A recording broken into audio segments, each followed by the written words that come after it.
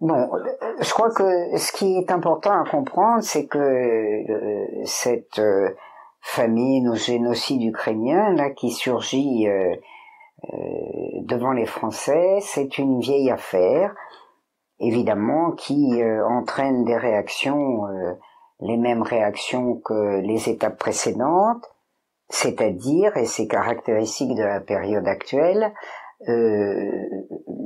l'effort considérable pour réduire au silence tout ce qui ne correspond pas à la doxa et tout ce qui n'est pas conforme à ce que le monde appelle les spécialistes de la Russie. On a relancé ces temps-ci le thème du génocide ukrainien, de même que en septembre 2019, le Parlement européen avait condamné de manière catégorique le communisme, en expliquant qu'il était pratiquement pire que le nazisme et que il serait bon de le neutraliser, voire de l'interdire. On est dans une conjoncture où toute parole dissidente est considérée comme quasi-terroriste, en tout cas comme insupportable, et par conséquent se multiplient les exemples d'attaques qui relèvent de la diffamation et qui sont plutôt habituels. Il faut dire honnêtement d'ailleurs que en ce qui me concerne, j'ai la peau dure, c'est-à-dire que je suis habitué, et notamment sur ce thème d'ailleurs, à des assauts très importants depuis 20 ans, parce que ce thème du génocide ou ce thème de la famine en Ukraine, qui surgit là dans le cadre de la propagande déclenchée depuis la guerre entre la Russie et l'Ukraine, ou pourrions-nous dire la guerre entre l'OTAN et la Russie, c'est quelque chose qui est beaucoup plus ancien et dont les Français n'ont pas été suffisamment informés, sauf de temps en temps. C'est-à-dire que en France, c'est depuis, dirons-nous, 2003, ça fait 20 ans, que a commencé cette campagne. Il se trouve que je disais que j'étais habitué à la faire parce que par un certain hasard, en 2003-2005, j'étais enseignante à Paris 7, j'enseignais notamment les questions de concours, et qu'une question de concours sur les peuples dans la paix et la guerre m'avait donné l'occasion de découvrir un énorme fonds d'archives sur la campagne à la famine en Ukraine de 1933-1934. Et à partir de là, j'ai eu sur le dos des associations ukrainiennes, dont une association qui s'appelait Ukraine 33, qui était installée à l'archevêché de Lyon, chez Monseigneur de Courtrai, et qui a mené grande campagne, qui devait d'ailleurs aboutir à mon exclusion de l'université, puisque je n'enseignais pas les choses comme il fallait qu'elles fussent enseignées. Bon, entre-temps, ou en même temps, s'est développée en France, mais qui est plus ancienne, une grande campagne sur le thème d'une sorte d'association entre les fascistes et les communistes, hein, ça s'est appelé rouge-brun. Hein, il paraîtrait que l'extrême droite et l'extrême gauche se retrouveraient ensemble pour dire des choses absolument abominables, accusation qui a eu tendance à se développer depuis, dirons-nous, le 11 septembre 2001, sachant que là encore elle est plus ancienne que ça. Comment transformer les dissidents en criminels? Comment supprimer l'esprit critique? Comme les thèmes ne manquent pas, eh bien, il se trouve que l'Ukraine, et ça n'est pas un hasard, a fourni un thème continu depuis un certain temps. Ça s'est fait par Mediapart. C'est intéressant parce que finalement, dans une campagne de propagande qui est générale, étendue à tous les courants politiques, ou pratiquement tous les courants politiques, et qui rappelle de très près ce qu'on a appelé le bourrage de crâne à partir de la Première Guerre mondiale, c'est-à-dire une véritable projection continue de propos de même ordre, et interdisant évidemment tout propos contradictoire. C'est la presse de gauche, si j'ose dire, de ce qu'on pourrait appeler la gauche raisonnable, la gauche de gouvernement, voire la gauche gauchiste, qui, pour toute une série de raisons, est très russophobe depuis les années 1930 du XXe siècle. C'est à la gauche qu'est revenue dans l'affaire, je dirais, la tâche principale. Gauche dite centriste, gauche dite gauchiste, etc. Ça explique que ce partage entre Libération, Le Monde, qui est difficile de qualifier de gauchiste, et ce qu'on pourrait appeler les gauchistes de Mediapart, une sorte de division du travail. Je ne dis pas ça pour expliquer que le Figaro s'abstient et fait preuve de réserve, mais enfin, c'est là que tous les jours, sans discontinuer, se succèdent ce qu'on appelle les spécialistes de la Russie, dont certains sont des spécialistes tout récents, mais promus à la notoriété, et que je me fais attaquer cette fois-ci, comme bien d'autres, mais alors je dirais dans des conditions particulièrement ridicules, puisque je suis traité de complotiste, ce qui se dit depuis longtemps, et puis aussi de négationniste pur. Alors négationniste pur, c'est quand même assez amusant, parce que s'il y a bien quelque chose qu'ils ne pourront pas faire, c'est me traiter d'antisémite et se faire accuser de négationnisme pur quand on a vu une partie de sa famille finir dans les camps, et notamment mon grand-père, Clément Rauschwitz, je trouve que c'est fort de café. Mais enfin, je suis habitué, ça n'est pas ça qui est important. Ce qui est important, c'est cette espèce de lutte permanente contre toute pensée non conforme. Et je dois dire à cet égard que nous avons eu des exemples très marquants ces derniers temps, avec des gens qui bénéficiaient d'une très grande considération jusque récemment, ce qui n'est pas mon cas. Je pense à des gens comme Arno Klarsfeld, qui a longtemps bénéficié d'une énorme publicité positive, et puis qui a eu la mauvaise idée d'observer, parce que l'atmosphère actuelle ne l'a pas rendu aveugle, ou sourd, qui a eu le bon sens d'observer que nos nouveaux héros, c'est-à-dire les héritiers de Stepan Bandera, sont des nazis qui se revendiquent comme tels. Et dont il faut le dire, d'ailleurs, le journal Le Monde reconnaissait encore en 2014, j'ai relu récemment des articles du Monde, qu'en effet, il s'inspirait du nazisme ukrainien qui s'était caractérisé avant la Deuxième Guerre mondiale, bien avant la Deuxième Guerre mondiale, qui s'était caractérisé par sa haine des Juifs, des Polonais, des dissidents, et bien entendu des Russes, soviétiques ou pas. Donc, Klarsfeld a fait quelque chose d'honnête. Il a collecté dans la presse juive, parce que c'est vrai que Klarsfeld a pour, je dirais, préoccupation essentielle, sinon unique, la destruction des Juifs d'Europe, mais après tout c'est un grand sujet, et Klarsfeld a observé que, à la faveur de l'évolution récente de l'Ukraine, sanctifiée notamment par le coup d'État de Maïdan de 2014, eh bien, sont revenus à l'avant-scène des nazis, se revendiquant comme nazis, ayant accompagné l'Allemagne nazie dans l'occupation de la Pologne en septembre 1939 contre les Polonais, et pas seulement contre les Juifs d'ailleurs, puis ayant accompagné les troupes Hitler, les troupes de la Wehrmacht et je dirais les éléments à côté, c'est-à-dire les troupes de la SS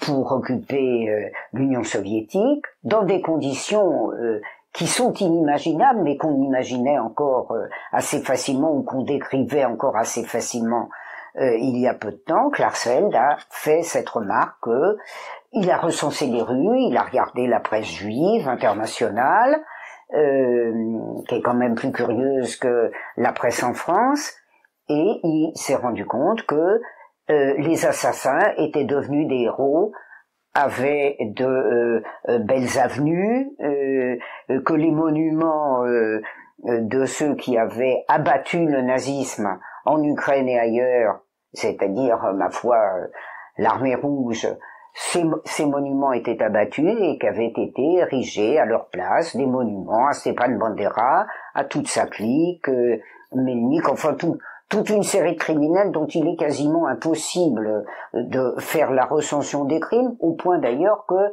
les Allemands, comme c'était le cas avec tous leurs auxiliaires, trouvaient que ces gens manquaient de distinction et que vraiment ils organisaient les massacres avec un manque d'organisation et un manque de retenue qui était tout à fait choquant. Je dis ça évidemment en étant tout à fait ravi qu'ils soient là, parce que c'est aussi grâce à eux qu'ils ont pu faire si bien en matière de massacre. Donc Klarsfeld est sorti des voitures, il est passé pour fou. Après ça a été Olivier Todd, qui a souvent une pensée anticonformiste, mais qui n'avait pas... Manuel. Pardon, j'ai dit Olivier, pardon, Manuel, Emmanuel, pardon, j'ai sauté une génération. Emmanuel Todd, qui n'a pas été, qui ne se caractérisait pas par un amour fou pour l'Union soviétique, ni même pour la Russie, mais qui est un esprit, il faut bien le dire, libre et assez critique, et qui a fait toute une série d'observations qui ont été considérées comme choquantes. On remarquera d'ailleurs que c'est plutôt dans la presse de droite, y compris dans le Figaro, qui a pourtant cédé, je dirais, à l'intoxication générale et au bourrage de crâne. C'est quand même dans des journaux comme le Figaro qu'on a trouvé au début des interviews, enfin au début, au bout de plus d'un an, une interview d'Olivier Todd où il se trouvait capable quand même d'expliquer sa pensée et de dire que en soutenant l'Ukraine, ma foi, on faisait une folie et que l'Europe se tirait une balle dans le pied. Alors lui aussi, rayait des voitures. Et puis, Morin, qui est un intellectuel connu de longue date, qui ne s'est pas non plus caractérisé par la subversion pendant très longtemps, qui est connu comme un homme de gauche, mais un homme de la gauche raisonnable, anticommuniste comme il convenait de l'être, et puis qui lui aussi se rend compte que la France s'engage, comme l'ensemble de l'Europe américaine, dans une affaire qui est très mauvaise pour elle. Alors cet homme, je dirais, dont la grande presse s'émerveillait de l'extrême fraîcheur, de la verdeur, tout d'un coup, cet homme est traité comme un gâteux parce que à 101 ans et manifestement avec toute sa tête, tout d'un coup, il explique que cette guerre entre l'OTAN et la Russie est de très très très mauvais pronostics, notamment pour la France. Enfin, tout ceci pour dire que les rebelles au bourrage de crâne sont tenus pour des ennemis, que ça fait longtemps, que ça fait peut-être une petite vingtaine d'années que des ineptes comme Rudi Reichstadt, dans son Conspiracy Watch, tout un programme d'ailleurs évidemment en anglais, veille contre la conspiration, peut salir la réputation de tas de gens, dont moi-même d'ailleurs, puisque cet individu me traîne dans la boue régulièrement, et que des gens qui n'ont aucune connaissance particulière, je dirais même qui se caractérisent plutôt par leur ignorance crasse, peuvent insulter des gens qui, somme toute, font leur métier. Bon, on en est là. On laisse ignorer les Français que l'affaire dure depuis très longtemps. Elle dure même depuis si longtemps. Ils ne le savent pas que la grande campagne contre la Russie, qui se trouve avoir été soviétique, mais l'affaire n'avait pas commencé depuis que la Russie était soviétique. Que la grande campagne à propos de l'Ukraine a, dans la période contemporaine, enfin contemporaine pour un historien, été entamée en 1933-1934. C'est-à-dire, à l'été 1934, juste après que, en juillet 1933, a été réglé par une excellente récolte en Union soviétique, un problème très sévère depuis 1931-1932, qui s'était beaucoup aggravé en 1932, qui résultait d'un faisceau de facteurs convergents, mais d'un faisceau de facteurs. Cette dimension qui n'est absolument pas prise en compte. D'abord, une crise agraire de type classique, c'est-à-dire due à des catastrophes météorologiques, à une insuffisance évidemment de modernisation agraire, ou les conséquences d'une modernisation agraire rapide, très rapide. Il reste à dire si elle était trop rapide compte tenu de la nécessité pour la Russie soviétique menacée de guerre générale sur deux fronts, ce qu'on ne connaît pas en France.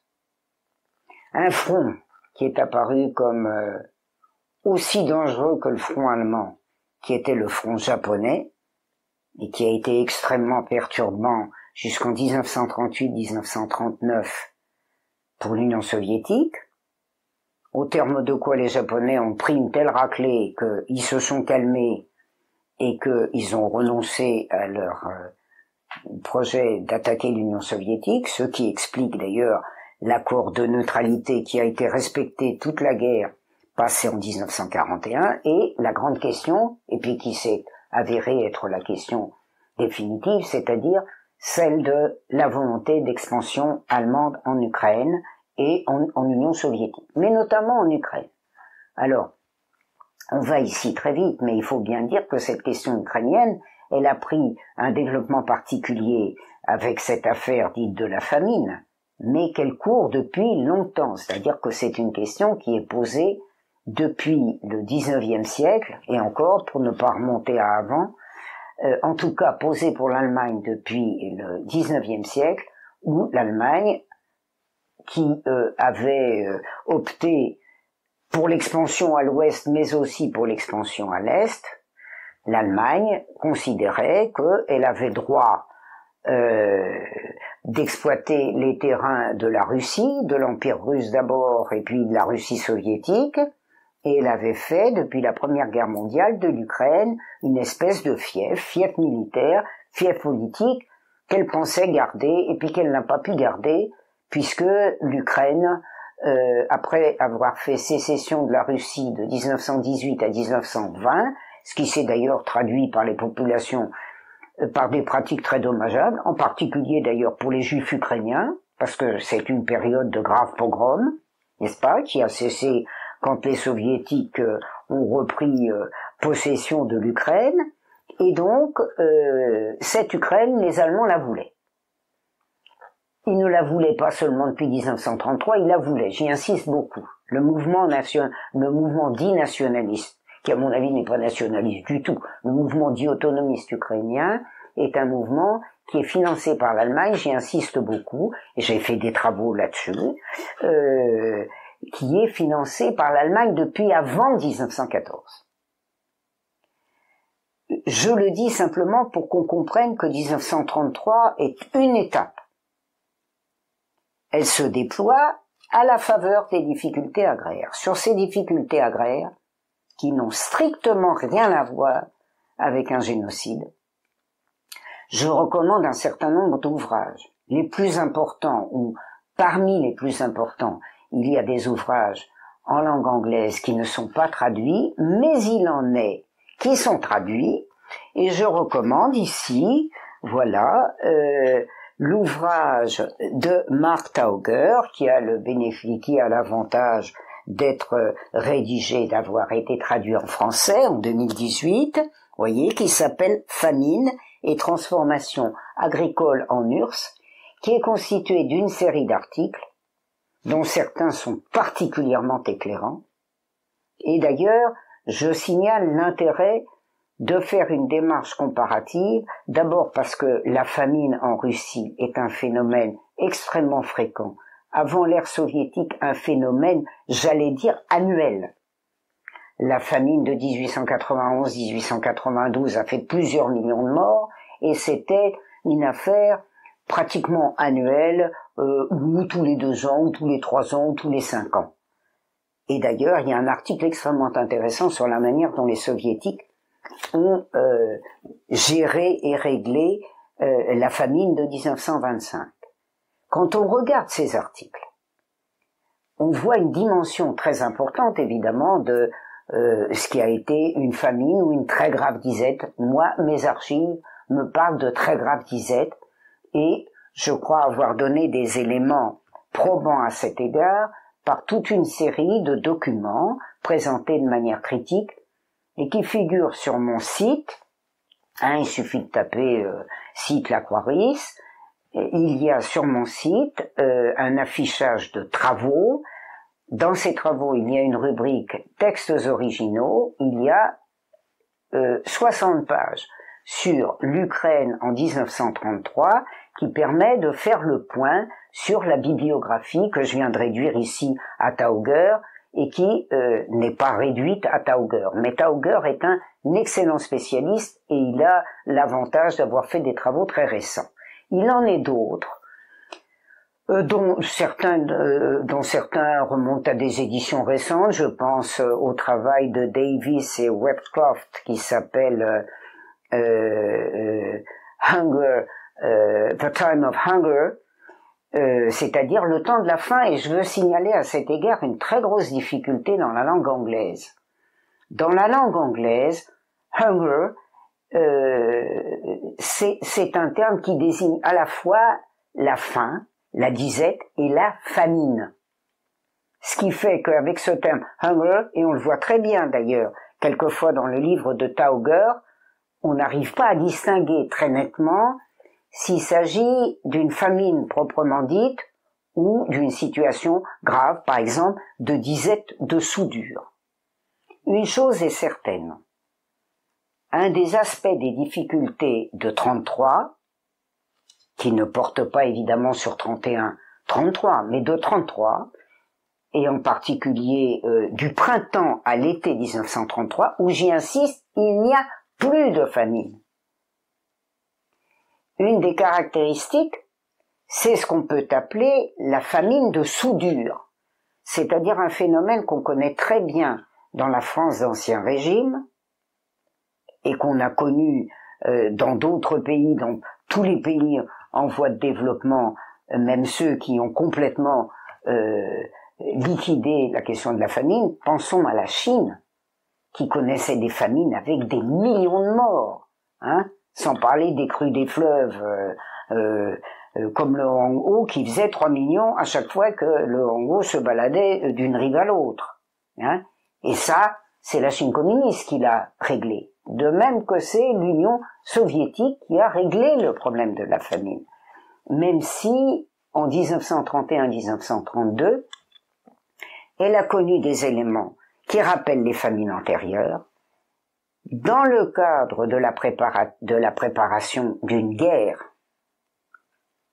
de l'Allemagne, organisée, c'est-à-dire d'une campagne organisée par l'Allemagne en Ukraine même et dans les alentours de l'Ukraine, et je pense à cet égard au rôle très important qu'a joué le responsable théorique des questions agraires installé en Union soviétique, c'est-à-dire Otto Schiller, qui a sillonné l'Ukraine en 1933 en prenant beaucoup de photos, on aimerait bien savoir lesquelles, sur la famine, puisque aucune n'a été produite, j'y insiste beaucoup. Aucune n'a été produite. Et à cet égard, nous disposons depuis 1987, je renvoie à ce dont j'ai parlé sur mon site, du travail remarquable, malheureusement pas traduit en français, d'un militant photographe qui avait, ma foi, un grand goût et des capacités pour l'histoire, qui s'appelle Douglas Tuttle, et qui a fait un ouvrage qui, s'il était traduit, s'appellerait Famine, fraude et nazisme, et qui fait l'histoire non seulement de la famine, mais des campagnes sur la famine, c'est-à-dire de celle de 33-35, et d'une autre, celle des années 80 de Reagan. Il faut d'ailleurs savoir que le terme de l'Holodomor est un terme de véritable escroquerie intellectuelle. Pourquoi? Parce que s'il y a eu famine en Ukraine en 1933, comme il y a eu difficulté ou famine dans plusieurs régions, car l'Ukraine n'a pas été seule touchée, a été touché tout le sud de la Russie, a été touché le Caucase, c'est-à-dire tout le sud, j'y insiste, tout le sud de l'Empire, et même des zones du sud sibérien. Ça n'a pas donc été le seul cas. D'abord, il y a eu d'autres zones frappées par des catastrophes climatiques, et par conséquent, c'est un facteur important. Ça n'est pas le seul, parce que l'Union soviétique connaît depuis 1929, depuis la période des plans quinquennaux, depuis la période de son entrée, je dirais, spectaculaire dans la modernisation industrielle, dans la création d'une industrie, l'Union soviétique connaît un développement industriel et urbain énorme. Je voudrais faire cette remarque. Nous ne disposons pas actuellement d'études qui s'appesantissent sur un phénomène extrêmement important.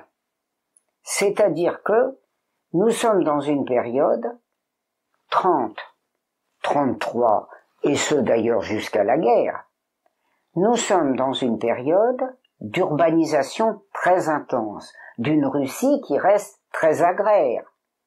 Mais en Ukraine, qui est le cœur industriel de la Russie, puis le cœur industriel de la jeune Union soviétique, en Ukraine, on a une urbanisation qui est énorme entre 1929 et les années suivantes, y compris dans la période de disette ou de famine. Or, de quelle étude disposons-nous pour faire la correspondance entre les campagnes qui se vident et les villes qui se remplissent? Nous ne disposons d'à peu près rien. Et on le voit très bien dans une très mauvaise thèse, à mon avis d'ailleurs en très large partie à cause de ses directeurs de thèse, d'une chercheuse française qui est actuellement employée, si je ne m'abuse, à l'école des hautes études, HESS, d'où vient d'ailleurs un des derniers assauts, y compris celui de Mediapart, puisque un ancien élève, un ancien doctorant de cet établissement, qui doit maintenant d'ailleurs y enseigner, est un des attaquants de Mediapart et m'a réservé le qualificatif de négationniste pur. On se trouve donc dans cette période avec quelque chose dont rend compte la thèse d'Isabelle Ohayon qui porte sur le Kazakhstan et que je demande à nos auditeurs de lire, d'aller en bibliothèque pour la lire, qui s'appelle sédentarisation en Kazakhstan. On voit ce que ça veut dire. On passe d'une période du Kazakhstan, d'Asie centrale, très frappée par les difficultés agraires de 1931-33, on passe dans cette région d'une période où il y a encore du nomadisme à une période où l'expansion soviétique se traduit par l'urbanisation et la fixation des populations, la sédentarisation des populations. Eh bien, dans cette thèse, qui a conclu au génocide, parce que ses directeurs exigeaient qu'elle conclue au génocide. Et je le sais parce que j'ai un collègue, en 2004-2005, au moment où je faisais l'objet d'une attaque terrible des Ukrainiens, qui m'a expliqué que si sa thèse ne concluait pas au génocide, elle ne pourrait pas être soutenue. Elle le nie parce que j'ai un petit conflit avec elle, une petite polémique avec elle sur la question, mais moi je dis solennellement qu'elle a été contrainte de conclure au génocide. Or, qu'est-ce qu'elle dit dans sa thèse, dont j'ai fait une critique? La critique doit figurer aussi sur mon site. C'est que toutes les 2 pages, elle avoue qu'elle ne sait pas dire si dans le Kazakhstan, dans les villages du Kazakhstan, il y a des morts ou des partants.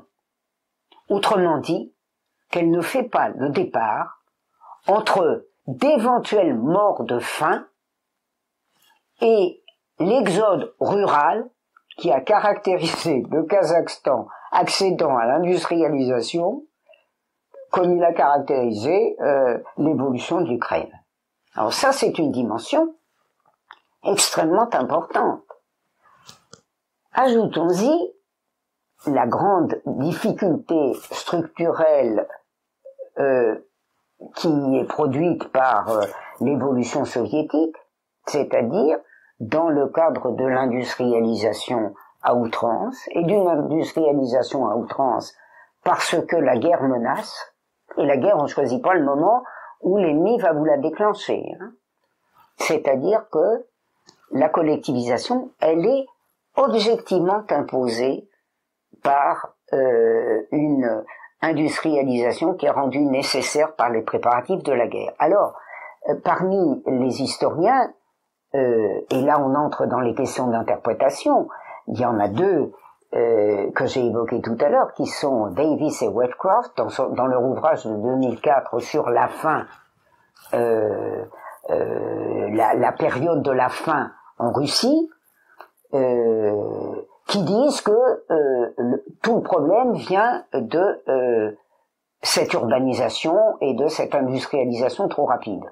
Mais personne ne fera jamais le départ, personne n'aura jamais un avis définitif sur l'opportunité ou pas de préparer la guerre. La seule chose qu'on puisse dire, et moi je le dis en tant qu'historienne, et en tant qu'historienne spécialiste des préparatifs de la Deuxième Guerre mondiale, et de la Deuxième Guerre mondiale, je le dis, une chose est sûre, si l'Union soviétique ne s'était pas préparée à la guerre comme elle s'est préparée dans des conditions dramatiques, elle aurait été vaincue, et je rappelle tout de même à tous ceux qui nous expliquent aujourd'hui que la Russie est un pays barbare qui multiplie les crimes contre l'humanité.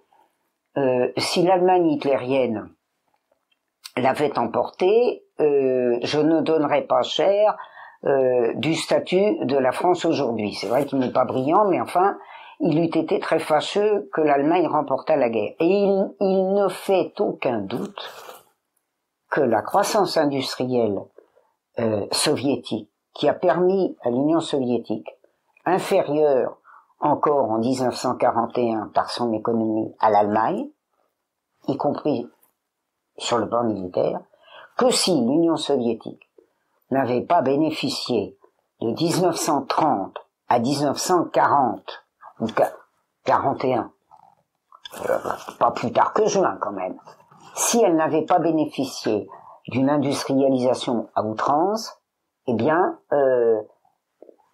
la Russie était menacée de disparition. Et que les terres russes, notamment ukrainiennes, eussent été attribuées à l'Allemagne, avant d'ailleurs que l'impérialisme ne se déchaînât pour se les répartir.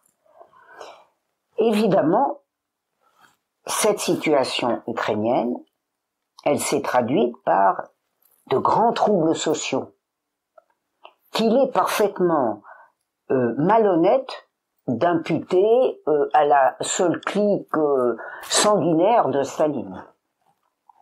Car en fait, en 1931-32, c'est très net, avec des interventions de Staline,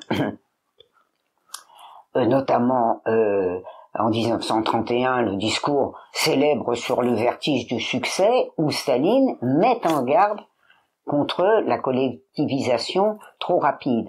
Mais pas du tout parce que les instances soviétiques en ont ainsi décidé, parce que la collectivisation, elle s'est traduite par de très fortes tensions à la campagne. Des tensions entre les paysans pauvres, qui avaient été victimes de la période de la NEP, où le capital s'était reconstitué, y compris d'ailleurs avec appui sur le capital étranger, puisque le capital étranger avait de 1921 jusqu'à la fin de la NEP, c'est-à-dire jusqu'en 1928, le capital étranger avait pris des positions, et des positions non négligeables en Russie, et donc on imagine que cette phase a aiguisé les luttes de classe à la campagne, et que c'était les paysans pauvres qui étaient les plus déchaînés contre les koulaks. C'était pas seulement les instances de répression soviétiques.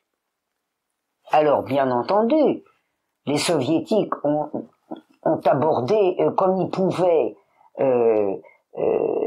cette situation de tension. Bien entendu, ils se sont opposés aux koulaks.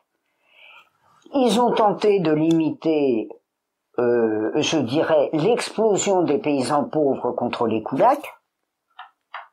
Ils ont réprimé les koulaks en même temps, c'est incontestable, et la Russie est entrée dans une révolution sociale, qui est une révolution de première grandeur, qui en effet a eu des aspects très dommageables à une partie de la population. Ça, c'est incontestable. Tout ceci sur fond de plans militaires d'invasion allemande, avec la complicité du Vatican. Et pourquoi j'évoque ici la complicité du Vatican, qui était supposé catholiciser l'Ukraine quand elle serait conquise par l'Allemagne. C'était même une des deux clauses secrètes du Concordat de juillet 1933. L'Allemagne conquerrait des zones dans l'Ukraine, reconquerrait ses colonies, et qui assurerait le service après-vente idéologico-catholique? Le Vatican. Pourquoi est-ce que c'est important de le signaler?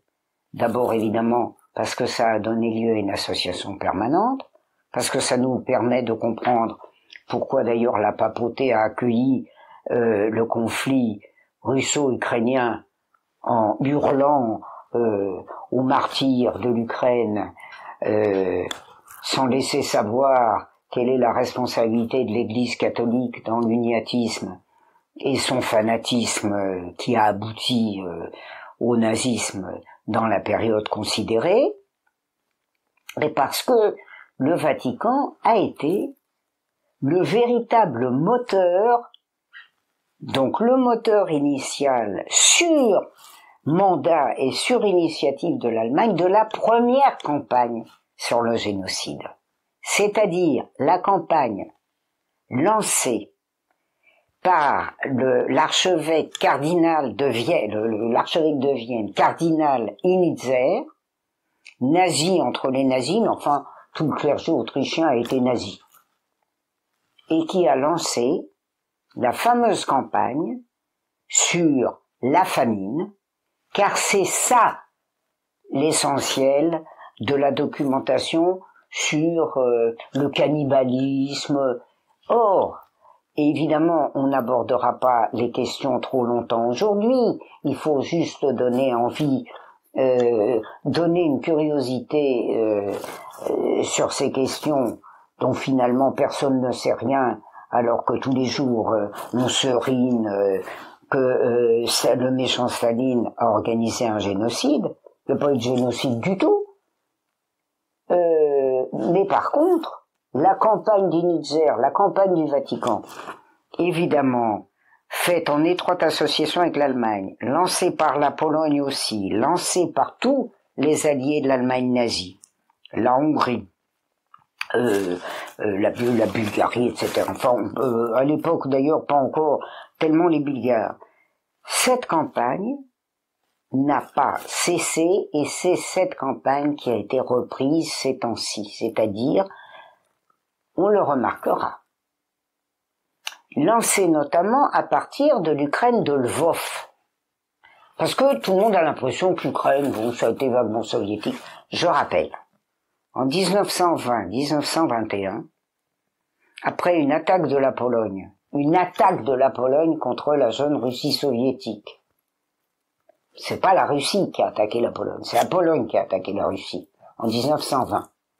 Au point d'ailleurs que ça lui a coûté, ça a failli lui coûter très cher, parce que l'armée rouge a répliqué et elle s'est retrouvée dans les faubourgs de Varsovie à l'été 20. Qu'est-ce qui s'est passé? L'impérialisme français, qui était en quelque sorte en pointe parmi tous les pays, les 14 pays qui avaient envahi la jeune Russie soviétique sans déclaration de guerre, de 1918 à 1920. Attaque dont on ne nous parle jamais, hein, qui a quand même fait 7 millions de morts en Russie. Eh bien, cette campagne, évidemment, a été un élément majeur des difficultés de la Russie, et lorsque cette campagne a échoué, eh bien, la Pologne a pu bénéficier de l'aide française, de l'aide de l'impérialisme français, qui, comme l'impérialisme anglais, l'impérialisme américain, le Japon, la France, etc., avaient attaqué la Russie soviétique.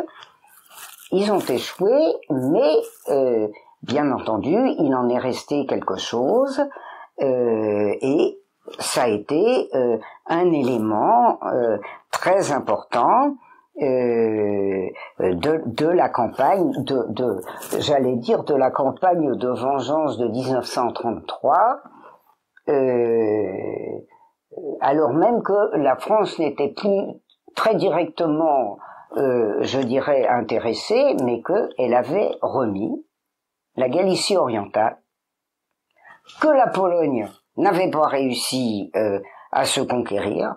Elle lui a remis la Galicie orientale. C'est ce qu'on appelle, je renvoie nos spectateurs évidemment à une étude plus approfondie, c'est ce qu'on appelle la violation de la ligne Curzon, c'est-à-dire d'une ligne ethnique de 200 kilomètres à l'est de la Pologne, peuplée exclusivement de populations ukrainiennes et biélorusses, que les Anglais et les Français, ça s'appelle la ligne Curzon, parce que c'est le secrétaire au Foreign Office, Lord Curzon, qui avait décidé, quand on aurait écrabouillé les bolcheviks, que la zone ethnique serait attribuée à la Russie restaurée, monarchique ou dictatoriale militaire, restaurée par les armées étrangères.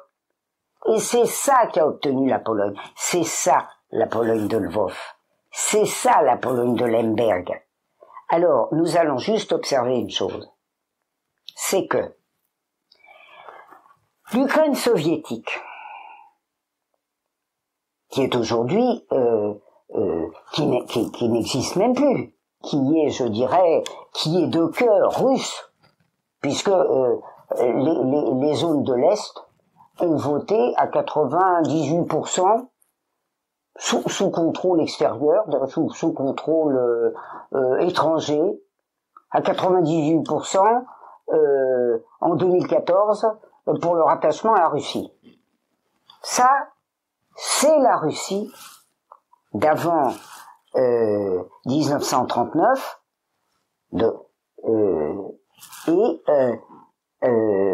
je dirais une Russie ukrainienne qui est celle qui est supposée avoir connu la famine, je le rappelle. Une campagne qui est lancée de Pologne, non affamée, théoriquement, était très affamée la Pologne, hein, non affamée, qui a le souvenir d'un génocide qui est supposé avoir connu l'Ukraine soviétique, qui n'a aucun souvenir de la famine. Parce que c'est une donnée qu'on n'explique jamais aux gens.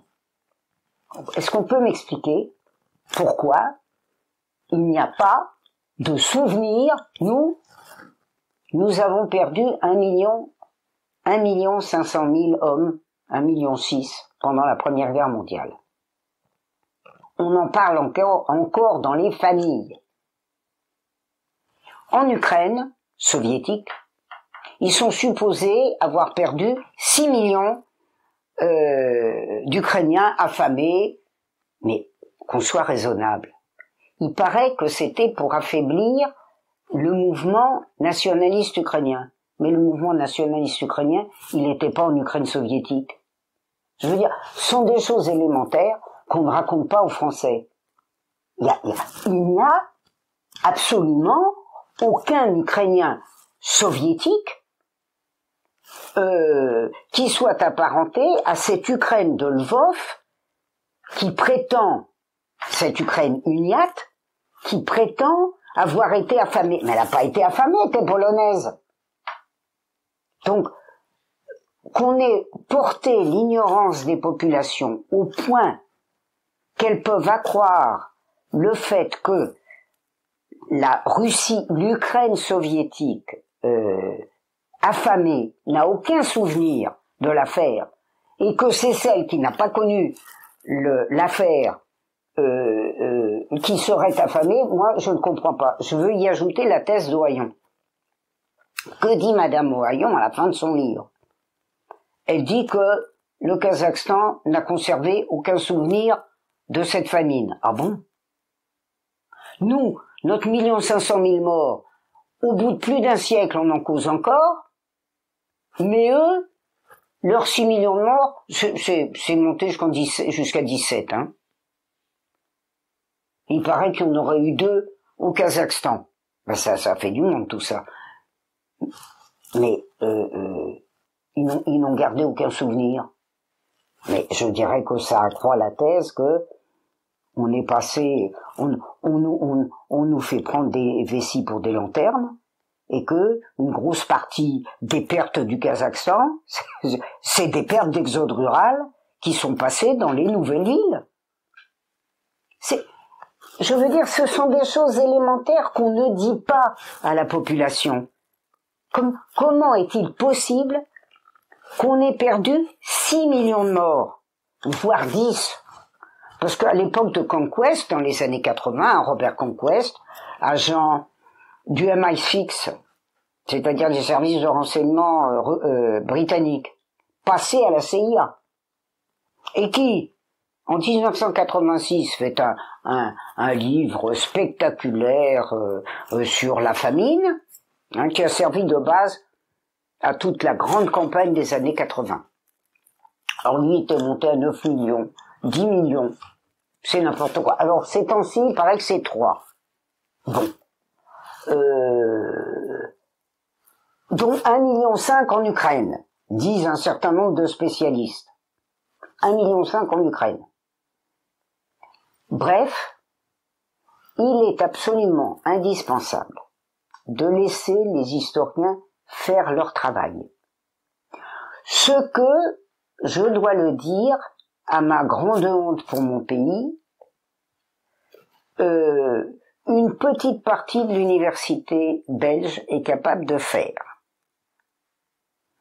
Il se trouve que le parti du travail belge a fait un petit dossier, dont on ne peut pas dire d'ailleurs du tout qu'il soit particulièrement favorable à la Russie, mais un petit dossier constitué avec des études de spécialistes plutôt anti-russes, anti-soviétiques, ça c'est sûr, anti-Poutine, ça c'est sûr, mais quatre ensembles d'analyses desquels il ressort qu'il est impossible de parler de génocide. Et on a là-dedans des experts, présentés comme tels, par exemple un historien de Brest en France, pas de Brest-Litovsk, toute une série donc d'analyses, j'y insiste, absolument pas soviétophiles, même pas russophiles, qui disent simplement que rien ne permet de parler d'un génocide. Et quand on lit Taugger, on se rend compte. Alors moi, dans mon dossier, j'observe sur base d'archives diplomatiques de 33, pas de 37, pas de 82, de 33, que précisément en 32-33, l'Union soviétique diminue considérablement ses exportations de céréales. Or, les exportations de céréales, l'Union soviétique, elle en a besoin de manière urgente pour s'industrialiser. Elle y renonce. C'est-à-dire qu'elle baisse son rythme d'industrialisation.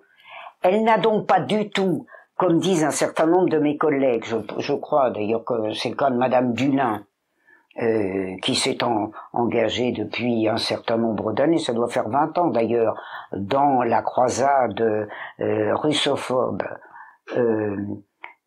On est là vraiment dans une conjoncture qui tire n'importe quelle conclusion, alors même qu'on a la preuve de 1933 il y a baisse des exportations agricoles. Elle fait partie des gens qui disent pas du tout. L'Union soviétique a continué à exporter ses céréales. C'est faux. C'est factuellement faux. J'y ajouterai un dernier élément. Je dirais avec une attention particulière parce que elle a suscité les quolibets d'un certain nombre de mes collègues, y compris d'ailleurs ceux qui ne sont pas historiens. Je pense au démographe Alain Blum, qui est devenu une sorte de champion depuis 30 ans de la famine en Ukraine, devenu maintenant génocide en Ukraine. Alain Blum, dans un ouvrage de 1993 qui s'appelle 93 ou 94, qui s'appelle Naître et vivre et mourir en URSS. Dans une note infrapaginale, explique que, j'y insiste, tout le monde peut aller vérifier, que il y a eu 6 millions de morts. Comment tire-t-il cette conclusion? Pas d'archives, pas de statistiques démographiques, il est démographe. De l'étude de 3 démographes russes de 1990-91 qui ont décidé de regrouper la supposition de 6 millions de morts d'une décennie, la décennie 1930 en Ukraine. Je dis supposition. Il n'y a pas eu de recensement en Union soviétique entre 1926 et 1939. Donc ces 3 démographes font une estimation des morts ukrainiens de la décennie 30. On me comprend bien. Et ils décident de la regrouper sur l'année 1933. Et monsieur Blum, dans son ouvrage, accepte ce présupposé méthodologique. Et il regroupe une décennie supposée de morts, pour diverses raisons, de morts de vieillesse, de mort prématurée à un jeune âge, etc. Sur un an. Et ce sont ces 6 millions de morts qu'ont repris tous mes collègues, dont Madame Dunant d'ailleurs, et hop, 6 millions de morts. Sur quelle base? Une base creuse. Donc, il faut le dire, c'est indicible de toute façon, ça ne sera pas répercuté par les grands moyens d'information. Mais on finira par le savoir, parce que de toute façon, on le sait. La thèse du génocide est faux. La thèse du manque de soins de la population russe, des Russes soviétiques pour les Ukrainiennes est absurde. D'ailleurs, c'est très simple, on ne pourrait pas expliquer comment l'Ukraine soviétique a tenu sa part, une part considérable dans la tâche militaire soviétique de 1941 à 1945, si les bolcheviks avaient tué la moitié de la population, le quart de sa population, le 10e de sa population. C'est une aberration qui apparaîtra comme une aberration quand les historiens pourront en France à nouveau faire leur métier dans le calme, la sérénité et sans être pressés par une série d'ânes qui ont à dire des choses quand ils n'ont aucune compétence pour le dire et qui passent aujourd'hui pour les grands spécialistes de la question.